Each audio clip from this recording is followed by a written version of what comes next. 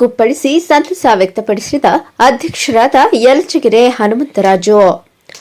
ಬೆಂಗಳೂರು ಹೊರವಲಯ ನೆಲಮಂಗಲ ತಾಲೂಕಿನ ಶ್ರೀನಿವಾಸಪುರ ಗ್ರಾಮ ಪಂಚಾಯಿತಿಗೆ ತಲುಪಿದ ಸಂವಿಧಾನ ಜಾಗೃತಿ ಜಾಥಾವನ್ನು ಡಾ ಬಿಆರ್ ಅಂಬೇಡ್ಕರ್ ಅವರ ಭಾವಚಿತ್ರಕ್ಕೆ ಪುಷ್ಪನಮನ ಸಲ್ಲಿಸಿ ಅದ್ದೂರಿಯಾಗಿ ಶ್ರೀನಿವಾಸಪುರ ಗ್ರಾಮ ಪಂಚಾಯಿತಿಗೆ ಬರಮಾಡಿಕೊಂಡು ಶ್ರೀನಿವಾಸಪುರ ಮುಖ್ಯ ರಸ್ತೆಯಲ್ಲಿ ಶ್ರೀನಿವಾಸಪುರ ಗ್ರಾಮ ಪಂಚಾಯಿತಿಯ ಅಧ್ಯಕ್ಷರು, ಉಪಾಧ್ಯಕ್ಷರು, ಸದಸ್ಯರು, ಪಂಚಾಯಿತಿಯ ಸಿಬ್ಬಂದಿಗಳು ಹಾಗೂ ದಲಿತ ಮುಖಂಡರು, ಗ್ರಾಮಸ್ಥರು ಪಾದಯಾತ್ರೆಯಲ್ಲಿ ಕುಣಿತು ಕುಪ್ಪಳಿಸಿ ಸಂತಸ ವ್ಯಕ್ತಪಡಿಸಿದರು. ಹಾಗೂ ಇದೇ ಪಾದಯಾತ್ರೆಯಲ್ಲಿ ಗ್ರಾಮಸ್ಥರಿಗೆ ಸಂವಿಧಾನ ಜಾಗೃತಿಯನ್ನು ಮೂಡಿಸಿದರು. ಆನಂತರ ಸಮನ್ವಯ ಅಧಿಕಾರಿ ಸುಚಿತ್ರಾ ಸಂವಿಧಾನದ ಪೀಠಿಕೆಯನ್ನು ಬೋಧಿಸಿದರು. ನಂತರ ಶ್ರೀನಿವಾಸಪುರ ಗ್ರಾಮ ಪಂಚಾಯಿತಿ ವ್ಯಾಪ್ತಿಯ ಶಾಲಾ ಮಕ್ಕಳಿಂದ ಮನೋರಂಜನೆ ಸ್ಪರ್ಧೆಗಳನ್ನು ಏರ್ಪಡಿಸಲಾಗಿತ್ತು.